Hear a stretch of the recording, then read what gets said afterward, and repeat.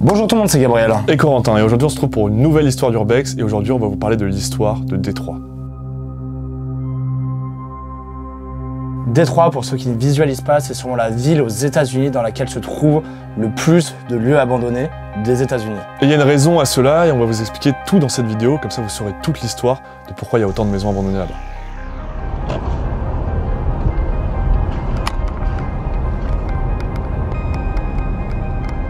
Nous sommes donc aujourd'hui à Détroit, une ville autrefois florissante qui a été le berceau pendant longtemps de l'industrie automobile aux États-Unis. Mais ça c'était avant, puisque dans les années 1950, c'est là que la ville a commencé à décliner, en entraînant la fermeture de nombreuses usines et la perte de dizaines de milliers d'emplois. Aujourd'hui, Détroit est devenue une ville fantôme, abandonnée par la plupart de ses habitants.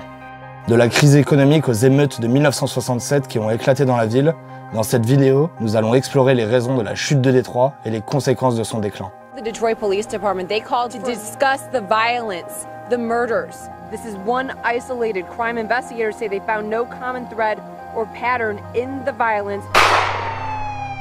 Mais avant ça, on va revenir au début de la ville, dans les années 1900, où elle a commencé à devenir le berceau de l'industrie automobile américaine. En effet, Ford, General Motors, Chrysler et d'autres constructeurs automobiles avaient établi leurs usines dans la ville, créant de nombreux emplois pour les habitants de Détroit et attirant des travailleurs du monde entier. Everybody in this city had some connection to Ford, General Motors, or Chrysler. Everybody. Au cours des décennies suivantes, Détroit va connaître une croissance très rapide. Avec une population qui augmente de façon exponentielle, dans les années 1950, la ville était au sommet de sa gloire, avec une population de plus de 1,8 million de personnes. Cependant, la ville a commencé à décliner à partir des années 1960. Plusieurs facteurs ont contribué à cette chute, notamment la concurrence des constructeurs automobiles étrangers, la crise pétrolière ou la désindustrialisation. Les choix politiques et économiques ont également eu un impact important sur la ville. Des millions de dollars ont été dépensés pour construire des autoroutes et des centres commerciaux en périphérie de la ville, négligeant ainsi le centre-ville. L'émeute de 1967 a sûrement été l'un des événements les plus marquants de toute l'histoire de Détroit. 4 days of rioting, looting and arson rocked the city of Detroit in the worst outbreak of urban racial violence this year. Entire blocks of homes become infernos. Cette émeute a été déclenchée par une descente de police dans un bar qui a fini par se transformer en une émeute de plusieurs jours. La violence a été terrible, avec des pillages, des incendies criminels et des meurtres. À la fin de l'émeute, la ville avait été totalement transformée en champ de bataille. Avec plus de 40 personnes tuées et 7000 personnes arrêtées, des milliers de bâtiments ont été endommagés ou détruits. Cette émeute n'a pas été anodine et c'est vraiment un jour marquant dans l'histoire de Détroit, puisque c'est un peu à partir de cette journée-là, cette sombre journée, que son déclin va commencer. À partir de là, l'avenir de Détroit est déjà dessiné et il est irréversible. 12th Street, where the riot began after police raided a blind pig. Damage estimates today say the total bill will be close to $500 million. Au début des années 2000, le taux de chômage ne fait que monter, de nombreuses personnes continuent à perdre leur emploi et la ville commence à accroître une dette monstre. Et c'est en 2008 que tout va basculer avec la célèbre crise financière, et c'est notamment la banqueroute de Chrysler et General Motors qui va plonger la ville dans un terrible cercle vicieux. Énormément de gens qui avaient emménagé à Détroit spécialement pour travailler dans ces usines se retrouvent mis à la porte et plus personne ne peut travailler, et le taux de chômage va même atteindre plus de 19% à ce moment-là. Effectivement, l'entreprise Ford, c'est celle qui a été l'une des premières à mettre en place le système de travail à la chaîne et avait donc besoin de beaucoup d'ouvriers et de main-d'œuvre. Et donc s'en séparer du jour au lendemain, c'est vraiment une catastrophe pour la ville. Si vous aimez les vidéos Histoire d'Urbex comme celle-là dans lesquelles on vous raconte des histoires de lieux abandonnés, n'hésitez vraiment pas à mettre un petit pouce bleu. Abonnez-vous à la chaîne YouTube aussi, c'est très important pour ne rater aucune des prochaines explorations. Et en plus de ça, tous ceux qui mettent un petit pouce bleu, ça nous soutient dans nos futurs projets. Du coup, comme ces grandes entreprises automobiles ont été durement touchées par la crise, c'était aussi un des piliers de cette ville. Et le fait qu'elles disparaissent du jour au lendemain, ça fait que la ville n'est plus vraiment attrayante. Et les biens immobiliers ne valent quasiment plus rien. La crise va également avoir un gros impact sur les familles de Détroit, en particulier sur les familles qui avaient des prêts hypothécaires à risque, et de nombreux résidents de la ville ont été confrontés à des difficultés financières avec une augmentation des saisies immobilières et des expulsions.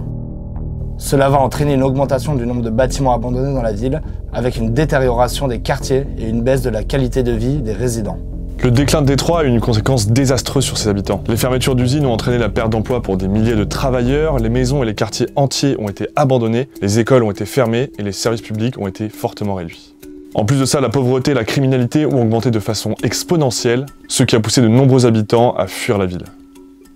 À cette période-là, la vie à Détroit ne fait donc vraiment qu'empirer. Et on est un peu au point où c'est le serpent qui se mord la queue, parce que forcément les services de vie réduisent, et donc les seules sources de revenus deviennent des sources de revenus criminelles, et donc de plus en plus de personnes vont s'orienter vers la criminalité. Détroit va donc devenir très rapidement la ville américaine ayant la plus grande population en situation d'insécurité alimentaire, et la deuxième ville la plus dangereuse du pays après la Nouvelle-Orléans.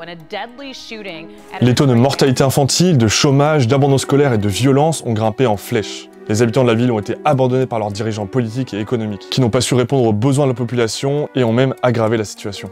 On va donc rapidement pouvoir observer la naissance de nombreux quartiers totalement abandonnés et délabrés qui sont souvent des lieux de prédilection pour les activités criminelles telles que le trafic de drogue et la prostitution. Les gangs locaux opèrent dans les rues en plein jour où peuvent arriver des fusillades et des homicides. Ainsi, la police de Détroit est souvent débordée et sous-financée, ce qui rend difficile la lutte contre la criminalité. Les patrouilles de police sont souvent peu nombreuses et peu visibles dans les quartiers les plus touchés par la criminalité. Et c'est pour ça que de nombreux habitants ont décidé de quitter la ville, puisque imaginez, vous êtes juste là à essayer de vivre votre vie normale, et il y a des homicides juste au bas de votre porte ou des fusillades au coin de la rue. Les résidents de ces quartiers se sentent souvent abandonnés par les forces de l'ordre, et certains ont même créé des groupes de surveillance de quartier pour tenter de dissuader les activités criminelles extérieures. Et la criminalité à Détroit a également un gros impact économique. Effectivement, cela décourage fortement les investisseurs et les entreprises à s'installer dans la ville. Parce que oui, qui aurait la folle idée de venir s'installer pour créer sa nouvelle start-up dans l'une des villes les plus dangereuses des États-Unis? Malheureusement, personne, et c'est normal. Et c'est aussi un cercle vicieux, puisque les entreprises qui sont toujours à Détroit investissent tellement d'argent dans leur sécurité qu'elles n'ont pas forcément les capacités financières d'investir dans d'autres projets. Prenons l'exemple d'un simple garage. Pour protéger les voitures qu'il est en train de réparer et sur lesquelles il travaille, il faudrait sûrement des grosses palissades, des mètres et des mètres de barbelés aiguisés, de nombreuses caméras, alors que dans certaines régions, comme la Suisse par exemple, il n'y aurait pas du tout à avoir tout ça, et c'est vraiment très contraignant. Et du coup, avec autant de maisons et de quartiers abandonnés, Détroit a suscité l'intérêt des explorateurs urbains, qui se sont donc rendus dans la ville pour explorer et photographier ces bâtiments abandonnés. De nombreux photographes, vidéastes et artistes ont ainsi découvert ce nouveau terrain de jeu aussi dangereux qu'impressionnant. Les bâtiments abandonnés à Détroit sont souvent en ruine, avec des murs qui s'effondrent et des escaliers et des toitures en ruine. Mais malgré cela, des explorateurs ont quand même réussi à trouver certains trésors cachés. Avec notamment la découverte de 2 urbexers qui ont trouvé dans un hangar abandonné à Détroit plusieurs palettes contenant des centaines et des centaines de cartes de hockey, et le stock est estimé à plus d'1 million d'euros. Les explorateurs ayant pu explorer la ville de Détroit ont contribué à mettre en lumière les problèmes de la ville et ont partagé leurs photos et vidéos qui racontent cette histoire.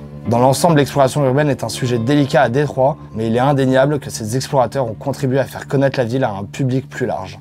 Et toutes ces photos et vidéos qui sont créées à ce moment-là, à ce moment particulier de son histoire, ça a suscité un nouvel intérêt du public pour cette ville autrefois totalement glorieuse. Et c'est un peu grâce à ça qu'on peut être optimiste quant au futur de Détroit, puisque de plus en plus de gens commencent à s'intéresser à cette ville. Malgré le nombre de défis à réaliser pour relever Détroit, il y a des raisons d'être optimiste pour l'avenir de la ville. Des organisations communautaires et des groupes de surveillance de quartier ont réussi à faire réduire les taux de criminalité dans certains quartiers. Les efforts de la communauté pour lutter contre la criminalité et revitaliser la ville sont très encourageants. Et ils offrent un espoir pour l'avenir de cette ville emblématique.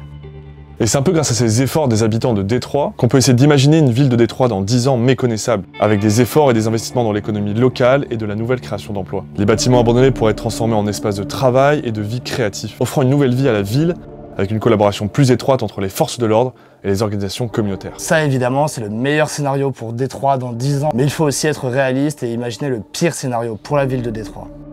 Effectivement, car dans 10 ans à Détroit, on pourrait retrouver une énorme régression économique et sociale qui conduirait à une augmentation encore une fois de la pauvreté, de la criminalité et de l'abandon des quartiers si c'est possible au niveau supérieur. And now the plant gates are locked and there's grass growing in the parking lots. And the neighborhoods around them are deteriorating. And people lost their jobs, and then they lost their homes. They lost their health insurance. They lost their pensions, or at least a big part of them. And there's grass growing in the parking lots. En effet, la ville de Détroit est très fragile et si elle était de nouveau confrontée à une crise économique comme celle qu'elle a vécue en 2008, cela pourrait conduire à nouveau à une augmentation du chômage et de la pauvreté, avec des conséquences néfastes pour les quartiers les plus vulnérables de la ville. Les dernières entreprises seraient contraintes de fermer leurs portes, augmentant ainsi encore le nombre de bâtiments abandonnés. Et donc encore une fois, faire diminuer la valeur de tous les biens immobiliers de la ville. Cette augmentation de la criminalité pourrait vraiment encore évoluer énormément, avec de nouveaux gangs locaux qui seraient plus actifs dans les quartiers les plus touchés par la pauvreté. les forces de l'ordre pourraient être surchargées et ne pas avoir suffisamment de ressources pour répondre aux besoins de sécurité de la ville. So now we had people freezing on the streets, children burning up in houses. Donc si jamais une crise économique venait à ressurgir à Détroit, ça aura un effet domino sur absolument toute la ville, avec les derniers services publics qui seraient contraints de fermer et la ville qui serait totalement laissée à l'abandon et à l'anarchie. Imaginez une ville qui n'a plus de moyens de se payer d'écoles, d'hôpitaux ou de postes de police. Aujourd'hui, la ville de Détroit en compte encore de nombreux lieux abandonnés qu'il est possible d'explorer, mais c'est évidemment très dangereux de s'y aventurer pour quiconque, vu l'état de la ville aujourd'hui. Ça reste un défi pour tous les urbexeurs qui ont envie de s'y rendre, puisque c'est quand même une ambiance très particulière entre les crimes et tous les bâtiments à l'abandon. Alors est-ce que Détroit redeviendra une ville florissante comme à l'époque, ou va-t-elle sombrer dans le chaos dans les futures années? Seul l'avenir nous le dira. Merci à tous d'avoir regardé cette histoire d'Urbex, on espère qu'elle vous a plu. C'était un sujet assez compliqué à traiter, parce qu'en termes d'histoire, c'est vraiment très dur, mais on espère que ça sera intéressant et que vous aurez aimé et que vous aurez appris des choses. N'hésitez pas à mettre un petit pouce bleu, c'est super important pour nous, et à vous abonner à la chaîne pour ne manquer aucune des prochaines vidéos qui va sortir. Sur ce, on se retrouve samedi prochain pour une toute nouvelle vidéo. C'était Gabriel et Quentin. Bye bye. Staff are going back to their precincts, all 12 precincts in the city, and they are going to be brainstorming, looking for solutions to make the city safer.